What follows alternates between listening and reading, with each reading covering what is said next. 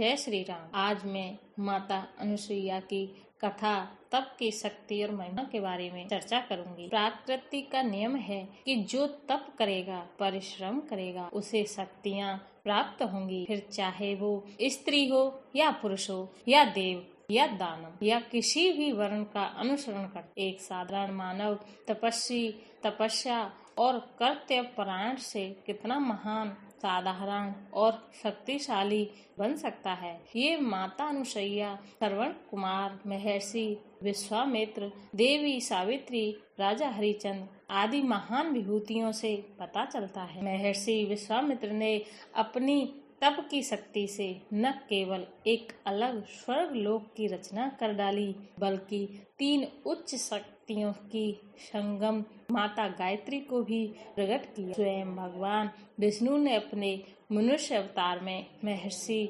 विश्वामित्र को अपना गुरु बनाया। माता अनुसुईया ने अपने तप की शक्ति से न केवल एक निर्जन वन में गंगा की धारा प्रकट की, बल्कि त्रिदेवों तक को 3 नन्हे शिशुओं में बदल दिया। स्वयं माता सीता जी ने अपने पूरे वनवास के दौरान उन्हीं के दिए हुए वस्त्र और आभूषण धारण किए। वही श्रवण कुमार ने अपने माता पिता की सेवा से वह स्थान पाया कि जो आज एक आदर्श पुत्र के रूप में उनकी समानता स्वयं श्री राम से की जाती है। इन सभी ने जन्म तो एक साधारण मानव के रूप में ही लिया था, लेकिन तप के बल से इन्होंने देवताओं से भी ऊंचा स्थान पाया। इतिहास में ऐसे हजारों उदाहरण हैं। तपबल रचई प्रपंच विधाता, तपबल विष्णु सकल जगत त्राता, तपबल शंभु करहि संहारा, तपबल से सुधरहि मही भारा।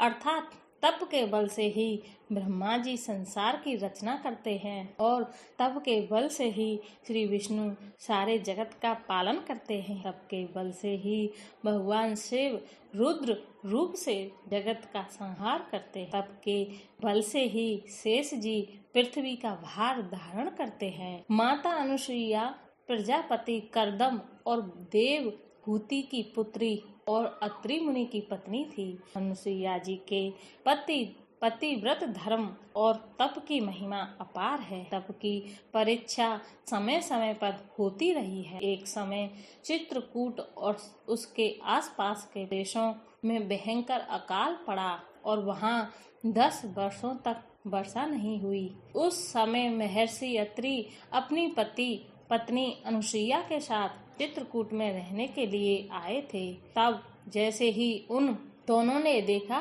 कि यहाँ तो पेड़ों पर पत्ते ही नहीं रह गए थे, केवल सूखे डंडे खड़े थे, जल की एक बूंद नहीं थी, कोई पशु पक्षी तो क्या कोई कीट तक दिखाई नहीं पड़ता था, तक वर्षा न होने से का आर्द्रता का चिन्ह तक मिट गया था। पृथ्वी पर अन्न जल से सामान्य प्राणी का पोषण होता है, लेकिन जो अपने धर्म यानी कर्तव्य और तप पर स्थिर रहता हो, उसका पोषण करने का दायित्व उसके धर्म पर है। उसे प्रकृति की व्यवस्था आबुद्ध नहीं कर सकती। अनुसुईया जी ने आंखें बंद कर माँ गंगा जी का ध्यान किया।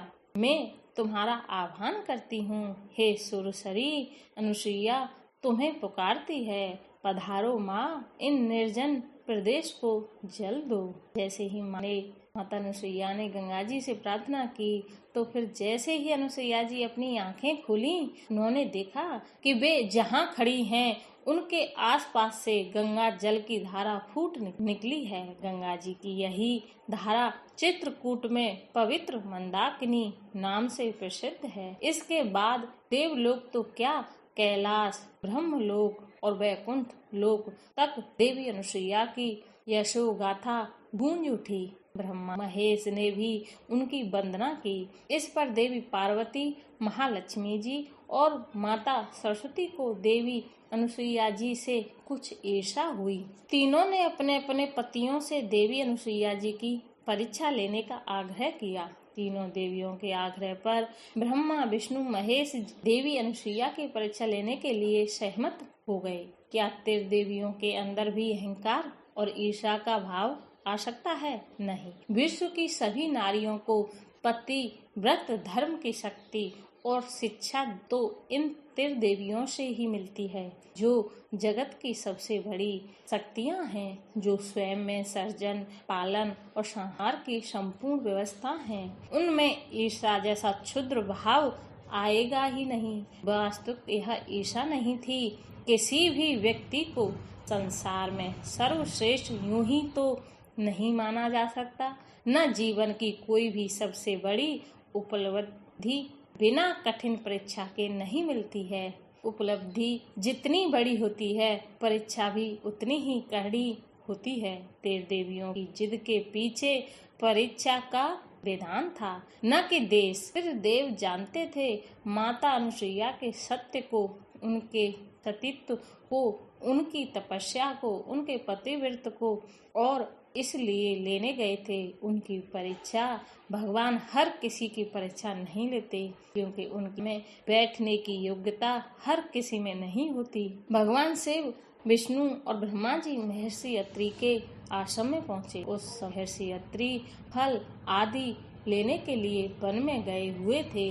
तीनों देव यतियों का वेश धारण कर देवी अनुसुईया जी के आश्रम में पहुँचे और भिक्षा मांगने लगे। देवी अनुसुईया ने तीनों को आसन दिया, जल दिया, लेकिन अपने एक अलग ही बात कही। परीक्षा लेने के लिए उन्होंने अनुसुईया जी से कहा, जब तक आप निर्वस्त्र होकर आहार नहीं देंगी, तब तक वह हमारे उपयोग में नहीं आएगा। तीनों की ऐसी बात सुनते ही देवी अनुसुईया समझ गईं कि किसी में इतना साहस नहीं जो मेरे सामने ऐसी बात कह सके। अवश्य ही कोई विशेष बात है। देवी अनुसुईया ने अपनी आंखें बंद कर अपने पति का ध्यान किया, महर्षि अत्रि का स्मरण किया और फिर अनुसुईया की तप और शक्ति के आगे त्रिदेवों की माया भी न चल पाई। दिव्य शक्ति से उन्हें सत्य का पता लग गया और तब वे मन ही मन बहुत प्रसन्न हुई। ने देवों से कहा,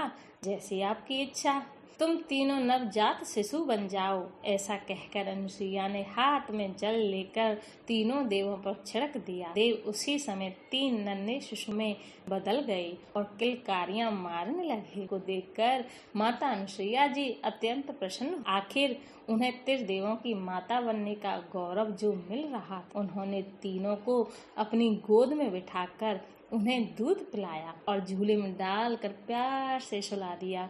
तब महर्षि अत्रि फल फूल आदि लेकर आश्रम में आए। इस पर देवी अनुसुईया ने उन्हें पूरी बात बताया कि अब ये तीनों देव हमारे पुत्र हैं। तीनों की बाल कीड़ा से महर्षि अत्रि का आश्रम मुखारित हो गया और उधर कैलाश, ब्रह्मलोक और वैकुंठ में तीनों देवियां परेशान हो उठीं, क्योंकि तीनों की विपत्ति कथा एक ही थी। अंत तीनों देवियां एक साथ अत्रि आश्रम में पहुंची। वहां उन्हें देखा कि माता अनुसुईया 3 शिशुओं को बड़े प्रेम से भोजन करा रही हैं। तीनों देवियों ने अपनी देवीय शक्ति से तीनों शिशुओं में अपने अपने पतियों को पहचान लिया। तीनों देवियां अनुसुईया के पास पहुंची और उनसे क्षमा मांगते हुए बोली, हे माता, हम आपकी पुत्र वधू हैं। हमारे पति आपकी शक्ति और प्रभाव को पहले से ही जानते थे। हमारे ही कहने पर हमारे पति आपकी परीक्षा लेने के लिए आए थे। अब जब तक आप नहीं चाहेंगी तब तक ये अपना रूप ग्रहण नहीं करें माता। और ऐसा कहकर तीनों देवियों ने अनुसुईया के चरणों पर अपना मस्तक रख दिया और कहा कि अब हमें हमारे स्वामी प्राप्त हो माता, हम पर कृपा करो माता। तीनों देवियों की प्रार्थना पर देवी अनुसुईया ने त्रिदेवों को उनके वास्तविक रूप दे दिए। त्रिदेवों ने माता अनुसुईया से प्रसन्न होकर उनसे वरदान मांगने को कहा। तब अनुसुईया ने कहा कि अगर आप तीनों मुझसे प्रसन्न हैं तो मेरे पुत्र के रूप में जन्म लें। अब ब्रह्मा विशेष के अंश से महर्षि अत्रि के 3 पुत्र हुए। भगवान विष्णु के अंश से दैत्य, शिव जी के अंश से दुर्वासा और ब्रह्मा जी के अंश से चंद्रमा हुए। जय श्री राम, जय बागेश्वर धाम। ये कथा यहाँ पे समाप्त होती है। अगर आपको मेरी वीडियो अच्छी लगे तो प्लीज लाइक, शेयर और सब्सक्राइब करें। जय श्री राम, धन्यवाद।